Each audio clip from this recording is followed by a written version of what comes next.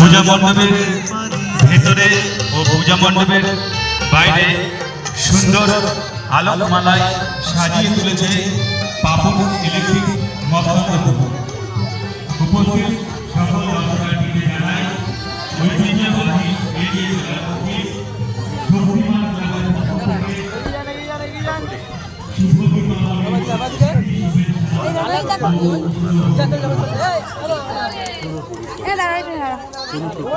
এদিক তাকাও, এদিক তাকাও।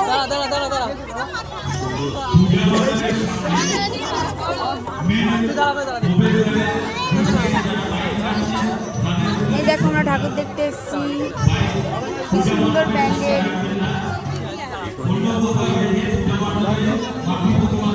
আমরা এদিকে হাত খাইছি।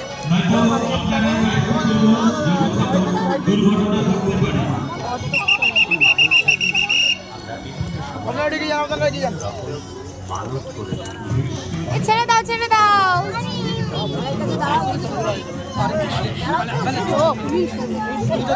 মনস্কামনা পূর্ণের জন্য আমরা দেবীর আলয়ের সামনে চলো চলো, আগে চলো, আগে চলো। দেখো কি সুন্দর অসংখ্য ভক্তের মনোবাঞ্ছা ধরো না, ধরো না।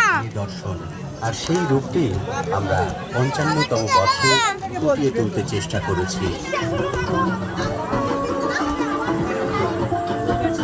দেখো কি বিভিন্ন করছে, দেবদেবীর বকা দেবে, আলয়ের কিন্তু সামনে বকা গিয়ে দেবে। দেখতে পাই অনেক রকম নিদর্শন।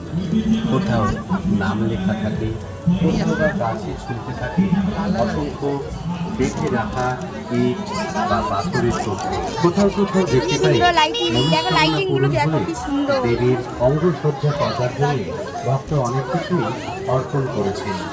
তেমন আমরা যে মন্দিরটি এখন উপভোগ করছি, সেই মন্দিরের সামনে এসেছেন অনেক অনেক ভক্ত। তারা তাদের মনস্কামনা পূরণের জন্য বেঁধেছেন বিভিন্ন রকমের ইট বা পাথরের টুকরো। দেবী মা প্রত্যেকেরই মনোবাঞ্ছা পূরণ করুন, আমরা সেই আশা রাখি। আপনাদের সকলকে শক্তিমান ক্লাবের পক্ষ